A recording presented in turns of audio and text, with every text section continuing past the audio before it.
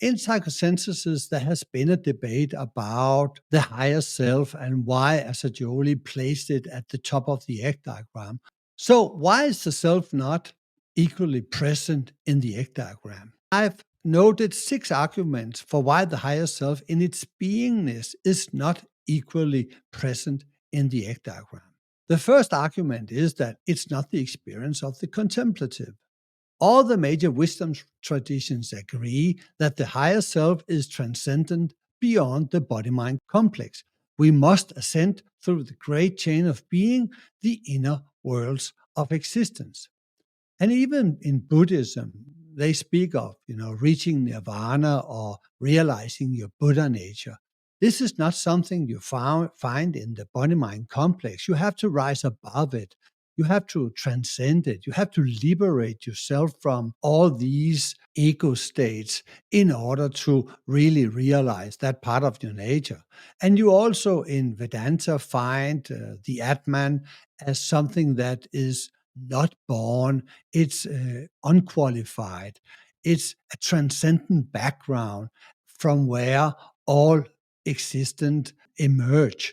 And the same with Plotinus and his undescended self. So all the major contemplative schools, they have this understanding that we have to ascend through all these different inner worlds, and finally we reach the higher regions of the superconscious where we can unite with the higher self. To say that the self is equally present within the whole of the egg diagram, it also contradicts the understanding of the self as a higher synthesizing center. The atom, the solar system, and all humans have a core and a center.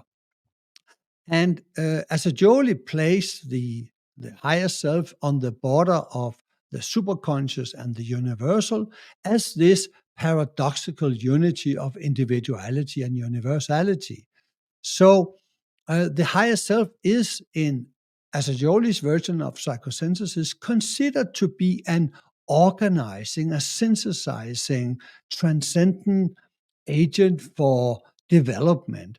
It has one part of its focus within the personality where it tries to inspire and uplift its representative, the personal self or the Jiva Atman, and try to motivate that self to liberate itself from ego consciousness. So if the self was equally present, then where is the center? Where is the organizing center of this higher self? That's another question. Another problem with this notion of the self as equally present all over the egg diagram is that it veils the distinction between the self and the superconscious content. The superconscious content is processes, is becoming, is inspiration, it's energies that are in flux, in process. But the self is a stable point of pure consciousness and self. And if the self is all over, how can we then distinguish between ourself as a cosmic witness and all the processes of the universe? Again, here we are back to the fundamental notion where we discriminate between the self and the not self, between Purusha and Prakriti. It also, and I find this to be a very solid argument, it contradicts the difference in luminosity between the higher and the lower levels. When we experience the higher superconscious worlds, then we get uplifted. We experience ecstatic joy, inspiration. We become enlarged, and it's very, very joyful and expanded. And this is so because the superconscious at its higher level is very close in proximity to the higher self. So in some way, it shares some of its states. So if the self, the higher self, was equally present, why is it so that when we experience the lower unconscious, our hate, our jealousy, our attachment, our fears, that we get so dark, we become so contracted? It should not be so if the self is so present, the higher self is so present. Then there should not be that difference in luminosity.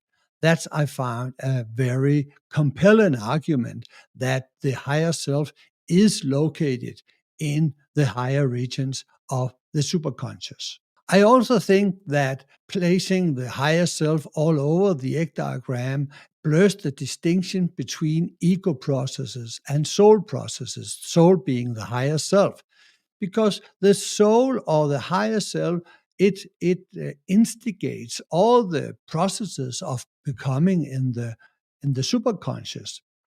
But at the same time, we as a personality, we as a conscious I, we express ourselves in our daily life, and we are in many ways responsible for all the processes, all the ego processes of our needs and our cravings and our reactions to circumstances. So when we look at the egg diagram, we can say that the lower unconscious and the middle of conscious is processes that is initiated by the personal self. And it's all about our survival, our ambitions, our thriving in our personal world, while the higher self is active in the superconscious. And these two processes collide at some time in our life when we start to ascend, when we start to aspire to live a more spiritual life. Then we have the battle between the ego processes and the superconscious processes. And it really makes sense that there is a duality that we have to bridge through our inner transformation and our inner striving to unite with the higher self and embodying the energies of the higher self in our personal life.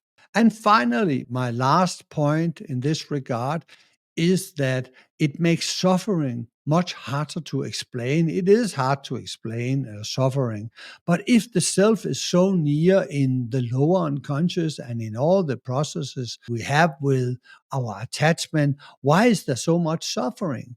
Why are we not more inspired by the wisdom of the higher self, the love of the higher self? Why are we not just bathing in the bliss of unconditional love all the time? If the higher self is so present and so near to us, why do we suffer? Why don't we hear the higher self advice and impulses if the higher self is so present? I think this is very difficult to explain if you have this notion that the higher self is equally present all over. Okay, this was my final statement today about the personal self and the higher self. I hope you have enjoyed this lecture and that you will consider subscribing to the channel and share the content if you find it valuable. I know there is much more to say about the topic, and I will surely investigate it further in the future. But for now, I would like to conclude with this presentation today. So I wish you all the best, and thank you for following me here on YouTube. Bye bye.